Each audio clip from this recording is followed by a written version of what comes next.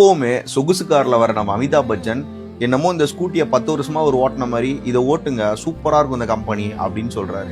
தன்னோட உடம்ப அவ்வளவு நல்லா பார்த்துக்கிட்டு டயட்டு வெஜிடேரியன் வீகனா இருக்கிற விராட் கோலி இந்த சிப்ஸை சாப்பிடு உடம்புக்கு ரொம்ப நல்லது அப்படின்னு சொல்றாரு. இவங்க இருக்காங்க பாருங்க, இந்த பான் பிராக போடு, இந்த குட்காவை போடு, நல்லா இருக்கும் அப்படிங்கிறாங்க. ஏன் உன் வீட்டு பையனுக்கு கொடுக்க வேண்டியதான். எல்லாத்த விட இந்த மோசமானவனுங்க இந்த சாமியார் தான். இவனுங்க சொல்லுவானுங்க மாயா வலையில விழுந்துடாதீங்க, எதுக்கும் ஆசைப்படாதீங்கன்னு சொல்லிட்டு இவங்க மட்டும் நல்லா சம்பாரிச்சுக்கிட்டு ஃபாரின் ட்ரிப்பு அங்கங்கன்னு போய் ஜல்சா பண்ணிட்டு இருப்பாங்க.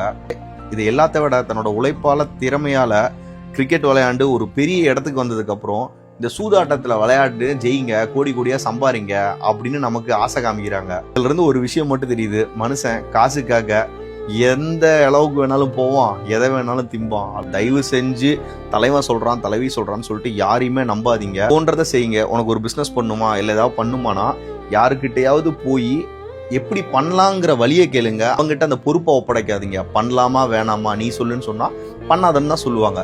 தயவு செஞ்சு எந்த முடிவாக இருந்தாலும் நீங்களே எடுத்து அதை எக்ஸ்ப்ளோர் பண்ணுங்க, நிறைய சம்பாரிங்க.